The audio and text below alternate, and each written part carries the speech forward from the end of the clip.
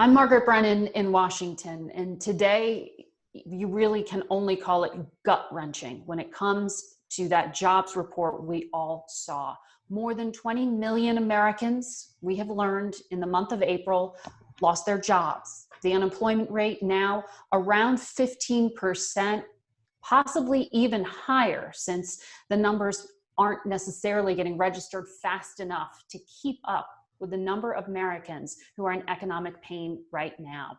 We want to go inside the numbers and pull apart some of these stories for you. To do that, we're going to bring in economist Diane Swonk.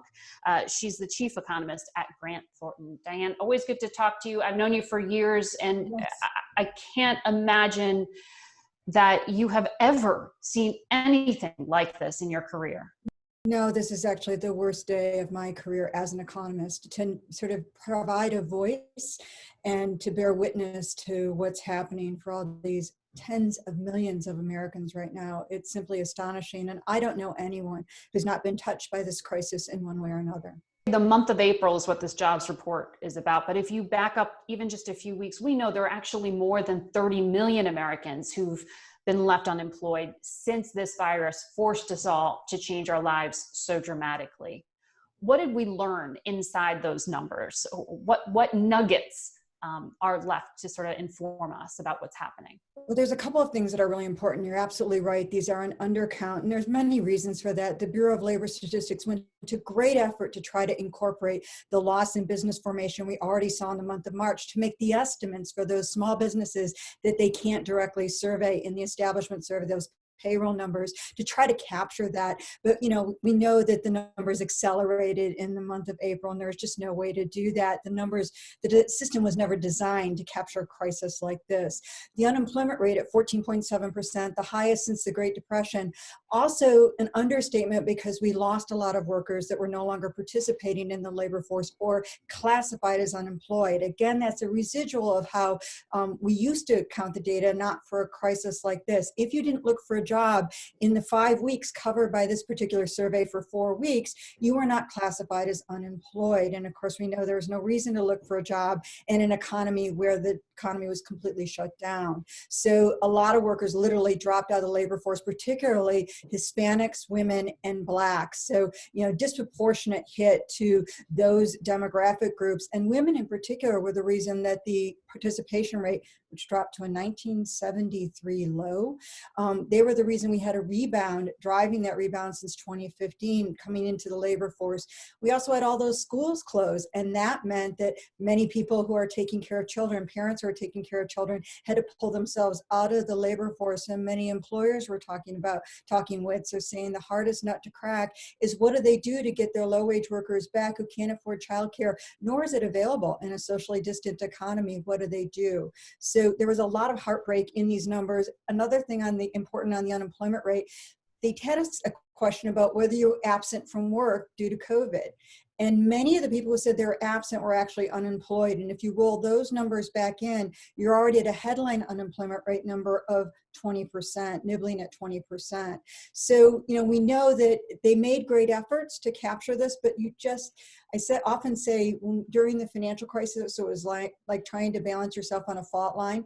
You're constantly unstable. This has been like trying to forecast in quicksand. One of the things that stood out to me, and you just pulled at that thread, was the idea, and Jay Powell said this, the Federal Reserve Chairman, that those who are getting hit the hardest are those who can basically least afford it, the most financially vulnerable. And you brought up the fact that some of the systems are overwhelmed. They're not even actually allowing people who need that immediate financial assistance to even get in the queue. Exactly. How is this going to be resolved? Well, they're attempting to resolve it at the state and local level, but some of these are such antiquated programs. One, they couldn't handle the sheer volume of applicants, plus the changes in the law. They couldn't go back and change the code to change the applications. In Illinois, many people who are self-employed won't even get their first unemployment check until May 11th. That's still ahead of us. not behind us. And so, the number of people, the millions that still have been unable, that are eligible and unable to apply for unemployment insurance is very high. But you add to that we didn't in the CARES Act add more what we used to call food stamps, funding for SNAP.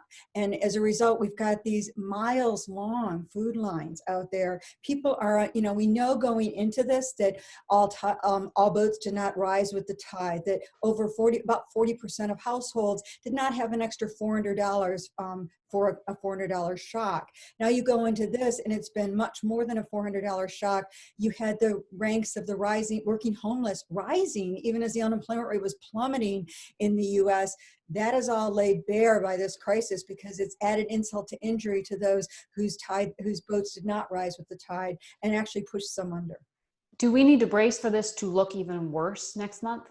There's going to be some strange things that happen next month. We don't know what's going to happen with those payroll protection plan loans, that we could bring some workers back for 8 weeks under the duration of those loans, because there's a lot out there and it could cover millions of workers. So that could help to give us a false sense of a reopening. The problem is at the end of 8 weeks, almost every business I'm talking to does not believe they're going to have cash flow to sustain those workers. So yet another wave of layoffs in July, the same time that state and local governments will have to be making draconian cuts because of the shortfall in their budgets. So, this is really going to be a real struggle to reopen.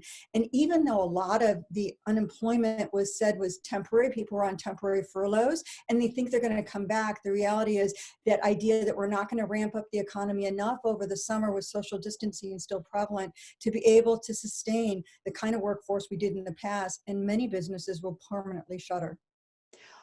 You talked about the lack of an increase in help to the most vulnerable through food stamps. I'm wondering, what is it that economists are looking for in the months ahead from Congress? Because you've already heard criticisms that with the Paycheck Protection Plan, that it actually is better for some workers to stay on the government dole versus going back to an employer at a smaller paycheck. Or that those who would like to return to work can't because they have kids who can't go to school, so they have to provide childcare. It seems like people are kind of trapped here. We really do see a vicious cycle, and that's what's really hard. The unemployment side of it being more generous, remember, many of those people were working more than one job. So even though they're making more than they could returning to one job, they're not going to make what they did in the past, and they're still on the hole on rent and being able to cover for food, basic feeding their family. So I think that's important. I think it was the right thing for Congress to expand the unemployment benefits to include more workers and be more generous. They can scale that back a little bit to get some of the distortions and incentives out there, but we need to have extensions for all those workers that are going to face continued layoff through the summer months as the leisure and hospitality industry, those most hit hardest, the most vulnerable industries, just can't come back. This is a global crisis on the economic front as well, as you just alluded to. Should we just expect a lot of start, stop, it's okay to come out, no, go back home, that the economy moves like that as well? What I worry about is longer term. Not only should we expect, over the second half of the year, a very slow and uneven fits and starts recovery, as you noted, but also, we're talking about different countries opening at different times, which further suppresses the overall growth of the global economy. Emerging markets, many will fail entirely in the midst of this. Some are solely contingent on tourism. Can you imagine what an island country is going to do without tourism at this point in time? And so the blow, and we can't escape that blow in the US as well. We're part of the global economy. What I worry about on the other side is how much smaller the economy is, much more consolidation globally, and also much more disintegration. What I mean is not disintegrating, but disintegration. Deglobalization will accelerate. This is one of the things we saw in the wake of the 1918 pandemic. The New York Fed has actually traced the rise in Nazism to, in part, the post-World War I pandemic effects in Germany by municipality. Those that had the least amount of funding per capita and the most amount of deaths voted most for the Nazi Party in the wake of World War I. That's pretty stunning kind of observation to find, and really goes to how much we can't let government to get our fiscal leaders to get fatigued by the amount that they're spending, because the alternative is significantly worse. Well, people's livelihoods, there's the social impact, the political impact. cannot be really even projected at this point. We don't know how it's going to end in the immediate term or what the transformations will be in our society. But when it comes to the American workforce, what should we be anticipating? Is it a new gig economy? Does the world just look different on the other side of this for the American worker? Well, the world will be similar, but not the same. Many of the things we already saw in trends are going to accelerate by this, like the move from bricks to clicks. We've already seen many retailers that were struggling actually go under in the midst of this crisis because they were struggling in the face of the competition from online, and now they're just completely wiped out. I think that's an important thing to watch. The movement by baby boomers and the role they play in the U.S. economy, they're the most skittish. They were already saving more of their mortgage refinancing dollars prior to the COVID crisis than they ever did in the past. This was the generation that was a debt generation and spent like crazy. So before this, because they're either near or in retirement, they were saving more of that savings banking, what they got on their mortgage restructuring. Now you can imagine coming out of the other side of this, that they're not going to want to spend as much either, and they tend to spend more at those traditional kind of retailers.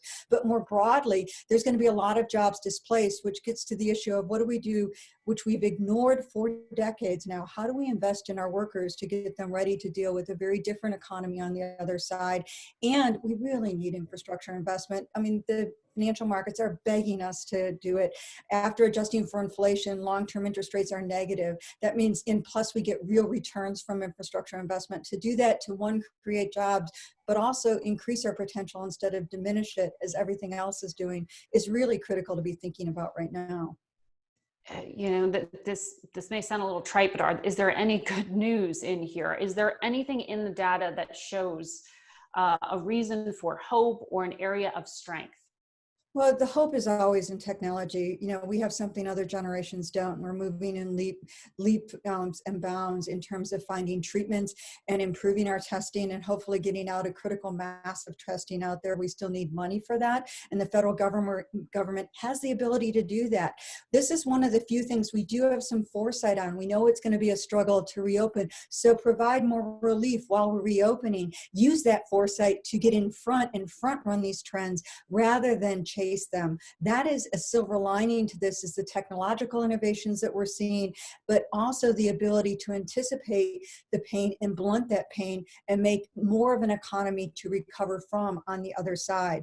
The last issue that I think is the silver lining is we've got the millennials following baby boomers now dominating the labor force, and Gen Z behind them. They are the most diverse generations that we've ever produced, and the most educated generations, with women out achieving men and educational attainment. That diversity in educational attainment is hope for the future. They've been hit hard by two crises now, certainly the millennials in particular, but they are our hope going forward. And given the demographics of them and what they've achieved in terms of their educational attainment, that is something to hope for and bet on in the future.